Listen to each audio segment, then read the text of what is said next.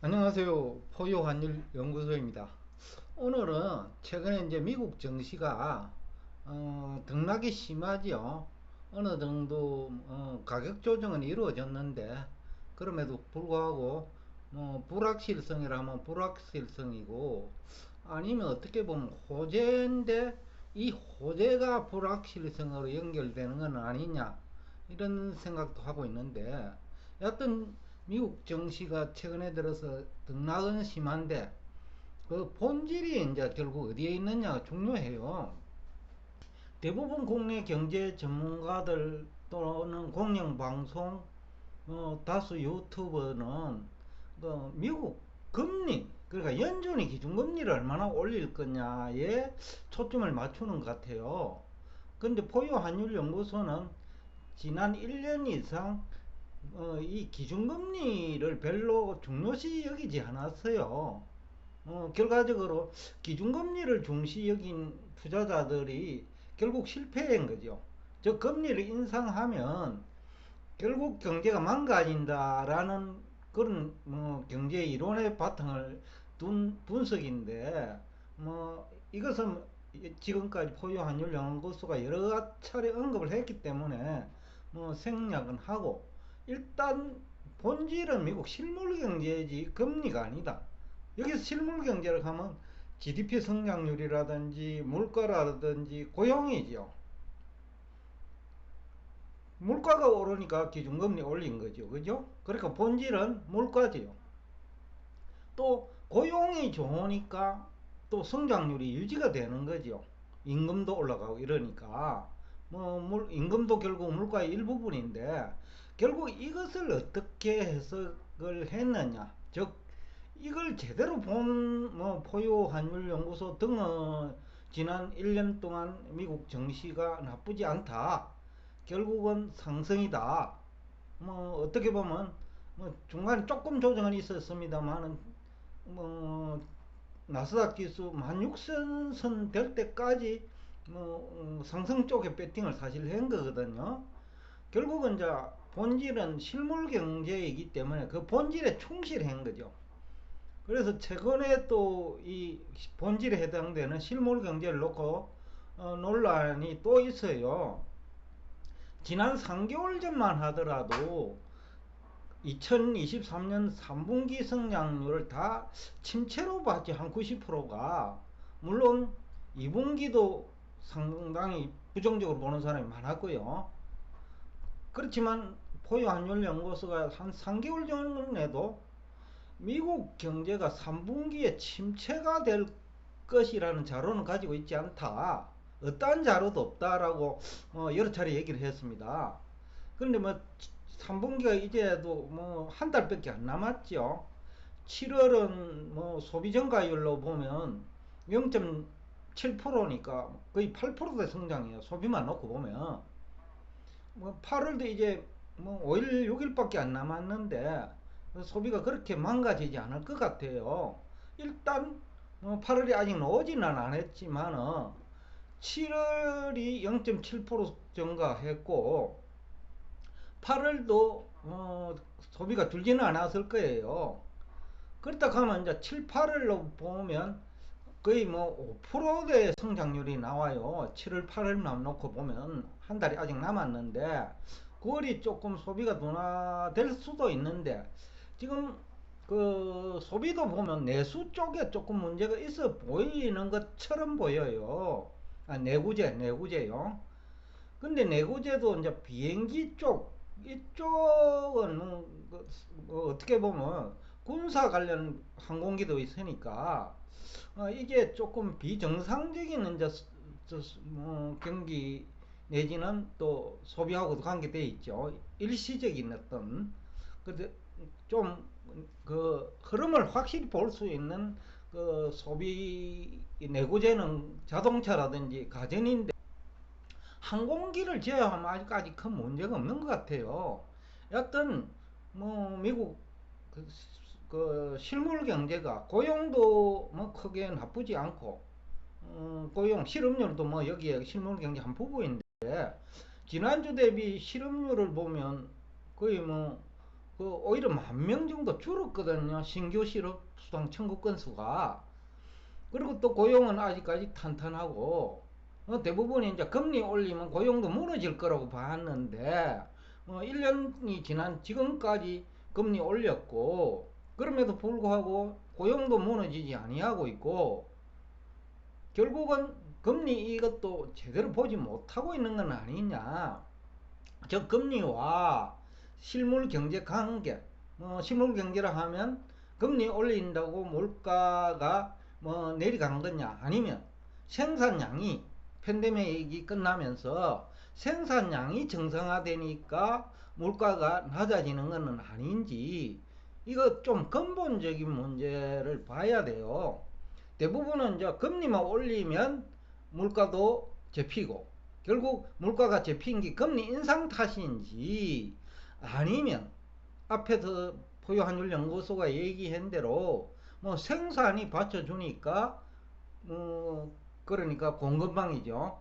공급이 받쳐주니까 결국은 그 물가도 내리고 있는 거 아니냐. 이렇게 본다면 지금 국내외 경제 전문가들이 지금까지 접근 방법이 잘못된 거죠.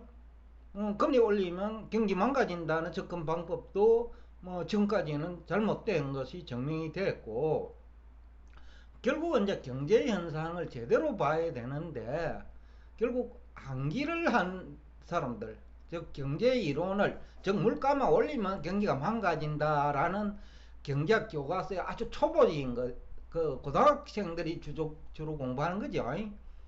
대학만 가더라도 이거를 제대로 공부를 해야 되거든요. 현장하고 같이 연계도 시켜보고 이래야 되는데, 우리나라 경제학자들은 경제 전문가도 마찬가지고요. 대부분 실물 경제와 연결을 시키지 못해요. 앞 시간에도 제가 이제 IS, LM 곡선까지 얘기를 했는데, 그것 이론도 어떻게 보면 가정을 전제로 하고 있거든요. 물가 변동이 없다면 금리가 오르락내리락 할 때 경제가 망가진다든지 아니면 경제가 살아난다든지 이런 얘기거든요. 근데 물가만 가정한 게 아니에요. 거기에 소득도 가정을 하고 있단 말입니다. 소득이 증가하지 않는 한, 즉 임금도 상승하지 않는다는 전제가 깔려 있는 거예요. 그 이론에는. 그리고 또 환율도 마찬가지고요. 지금 미국 같은 데는 멕시코에서 수입을 많이 하거든요. 그러면 부자들은 미국에서 생산된 물건 그대로 쓸 수 있어요. 물가가 좀 높아도. 또 소득 수준이 조금 낮은 사람은 멕시코에서 생산된 물건 소비하면 돼요. 또 베트남에서 생산된 물건 소비하면 돼요. 그런 것을 종합적으로 볼 수 있을 때 GDP를 얘기할 수 있고, ISLN 곡선을 대학을 졸업했다면, 또 대학 교수라면, 또 경제 전문가로 활동한다면 포유환율연구소가 지금까지 하는 얘기를 종합해서 볼 능력이 있어야 돼요. 그게 안 되니까 자꾸 금리만 가지고 물고 늘어지는데, 금리를 물고 늘어지다 보니까 어떻게 보면 하루 이틀에 주가가 큰 폭으로 내리거나 오를 수는 있어도 큰 흐름을 잃는데 실패하는 거죠. 그래서 지금까지 미국 증시가 침체될 거다, 미국 실물 경제가 망가질 거다, 이런 얘기도 근거는 오로지 기준금리 인상이에요. 그리고 기준금리와 시장금리 구분할 능력도 안 되고요. 그러다 보니까 이제 결국 지금까지 그런 경제학자 주변에서 기생하거나 경제학자들 얘기를 그야말로 종교처럼 믿는 경제학 전공자나 다수 경제 전문가들이 시장 대응에 실패하고 말한 거죠. 여튼 지금 미국 실물 경제는 3분기에도 심지어는 4 내지 5%대 성장이 가능하다라는 얘기까지 나와요. 어떻게 보면 원래 1분기, 2분기, 3분기 중에 가장 경제 침체를 우려했던 3분기가 오히려 미국 경제 성장률이 제일 높을 수 있을 것 같다라는 생각도 들어요. 지금으로서는. 그러니까 이제 여기에서 이제 어떻게 보면 혼돈이 일어나는 건데, 아마 그래서 정시 조정도 오래 가지는 않을 거예요. 그런데 분명한 사실은 앞 시간에도 얘기했지만은 경제 성장을 주도하는 엔비디아와 즉 엔비디아와 같은 AI 무늬만 AI 아닙니다. 그래도 그 경제 성장을 담보하는 엔비디아와 같은 기업 그런 기업들과 그렇지 못한 기업은 차별화는 될 거예요. 우리나라 2차전지도 마찬가지거든요. 제가 얼마 전에 그 에코프로는 엔비디아가 아니다. 여러분은 어떻게 생각할지 모르지만은 이거는 급이 다른 회사예요. 엔비디아는 세계 시장의 점유율이 90%예요.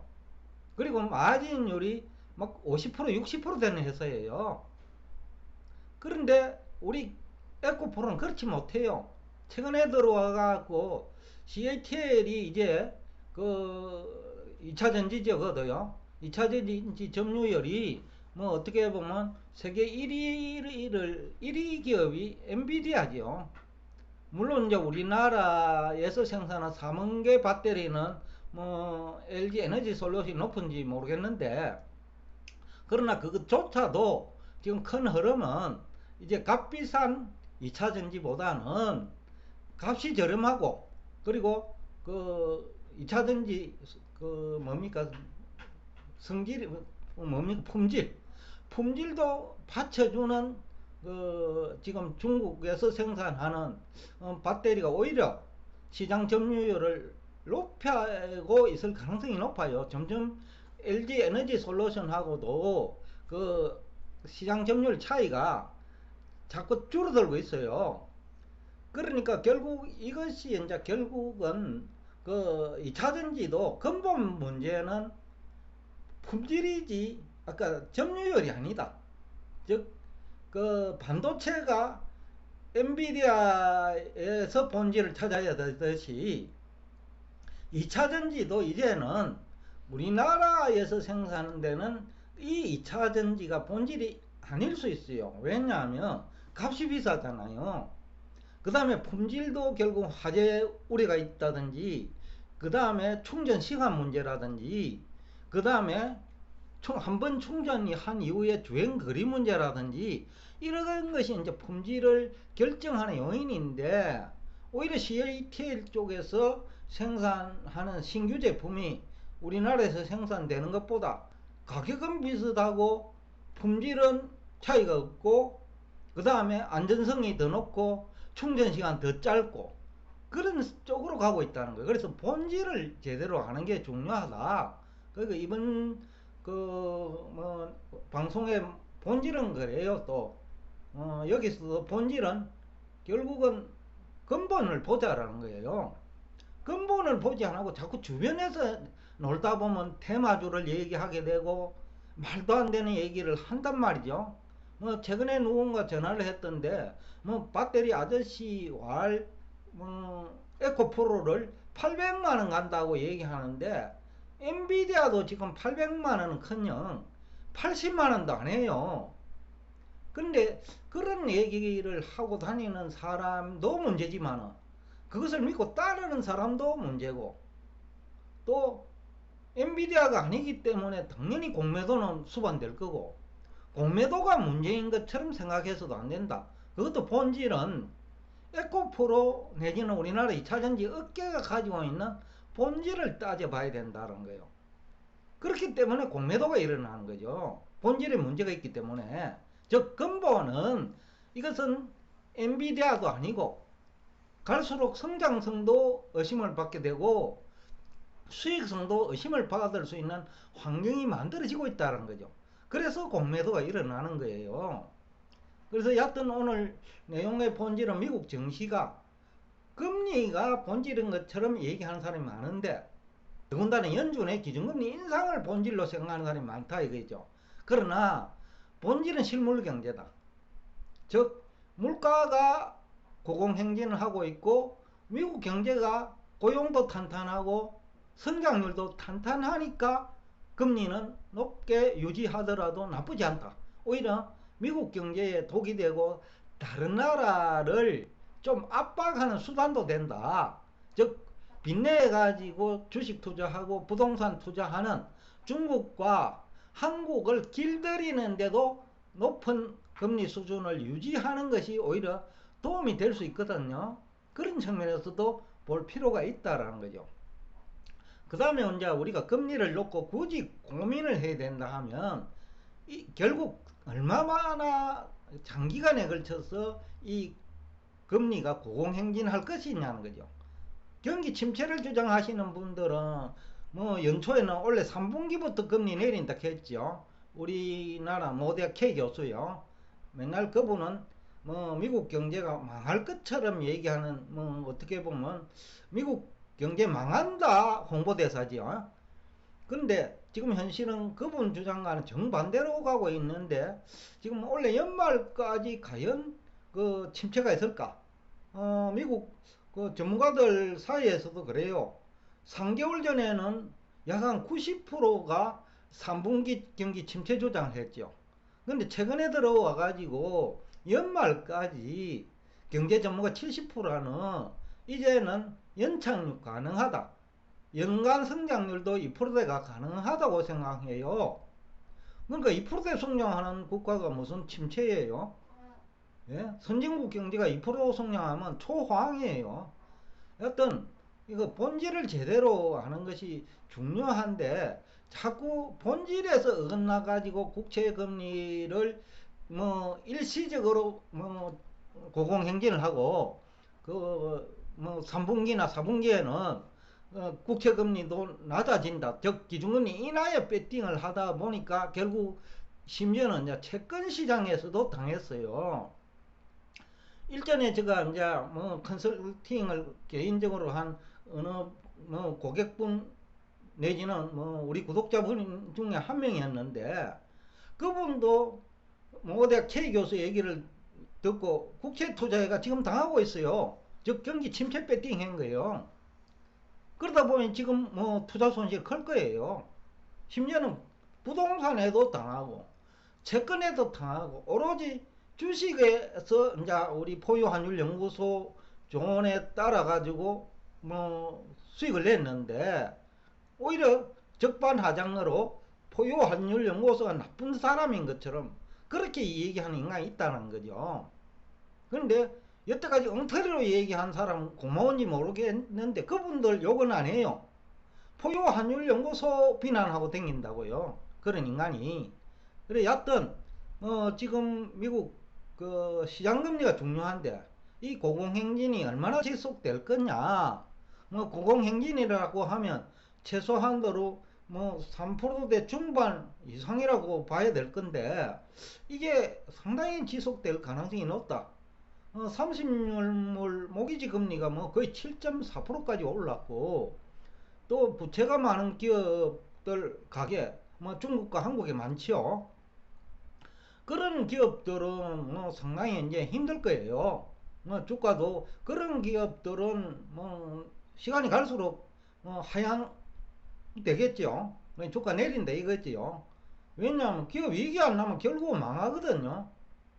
뭐 앞에서도 배터리 얘기를 했는데, 지금 배터리가 만약에 CATL이 뭐 10분 충전에 400km, 15분 충전에 700km를 갈 수 있는 배터리를 만들어낸다면, 테슬라가 그 제품을 지금 탑재할 예정으로 있기 때문에 조만간 진실이 밝혀질 거예요. 그렇다고 하면 이제 우리 2차 전지는 상당히 뭐 충격을 받을 거예요. 우리나라 2차 전지입니다. 그러니까 그런 기업은 이제는 이제 테마를 믿고 따라가면 큰일 난다. 또 금리가 높으면 예금 많은 기업 많잖아, 미국은요.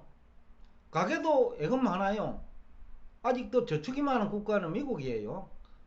그러니까 미국이라는 나라는 우리나라와 같은 기준으로 보면 안 되는데, 자꾸 같은 기준으로 보는 국내 경제학자들이 많다라는 거죠. 경제 전문가도 많고. 그러다 보니까 자꾸 오판하고, 심지어는 금리조차도 이제 모른다. 지난 1년 반 동안은 실물 경제를 모르는 대표적인 전문가가 경제학자고 뭐 또 경제 전문가인데, 지금에 와서는 금리조차도 모르는 전문가가 뭐 우리 K 교수 등이죠. 그러니까 실물 경제를 모르니까 금리도 모르는 거죠. 공공행진을 얼마나 할지도 모르고 언제 기준금리도 낮아지고 실제 시장금리도 낮아지는지 모르는 거죠. 그럼에도 불구하고 혼자 또 잘 아는 척 얘기하는 사람도 그분이에요. 언제나 자신 있는 모습은 좋지만은 그러나 15회 연속 뭐 실패한다거나 그런 자신감은 마치 UFC 선수들이 자신감만 가지고 있다가 뭐 KO되는 선수 많지요. 그런 사람과 뭐 다르지 않다. 그런 얘기를 하고 싶습니다. 여튼 오늘 얘기하고자 하는 주제는 본질을 제대로 알아야 되는데 그 본질은 실물경제다. 실물경제를 모르니까 정시도 모르고 시장금리도 모르고 기준금리 향방도 모르고 그런 거예요. 근데 어떻게 실물경제도 모르는 경제학자가 또 경제 전문가로 활동하는지도 궁금하고 그것도 수수께끼예요. 또 그 사람을 유능한 경제 전문가라고 인식하는 우리 유튜브 공간에서 활동하는 시청자도 또 의심스럽고 또 공영방송 등에서 그분을 전문가라고 인식하면서 많은 시청자들을 대상으로 마치 유능한 사람인 것처럼 소개하는 것도 우습고 여튼 지금 우리 사회가 본질은 놓치고 맨날 주변을 가지고 얘기하는 건 아니냐. 그러다 보니까 부동산에 망가지고 주식에 망가지고 채권 시장에 망가지고 가상자산 시장에 망가지는 건 아니냐 라는 얘기가 오늘 얘기의 본질입니다. 그렇다면 향후 자산시장은 어떻게 될 것이냐. 자산시장이라고 하면 부동산 시장, 그 다음에 채권 시장, 그리고 주식 시장 내지는 가상자산 시장이겠죠. 그러니까 금리가 실물 경제 모르면 알 수 없는 분야다. 그런데 우리 국내 경제학자들, 경제 전문가들 99%는 실물 경제도 모르고 금리도 모르고 환율도 모르고 그리고 부동산도 모르는 전문가가 99%니까 그분들한테 속지 말자.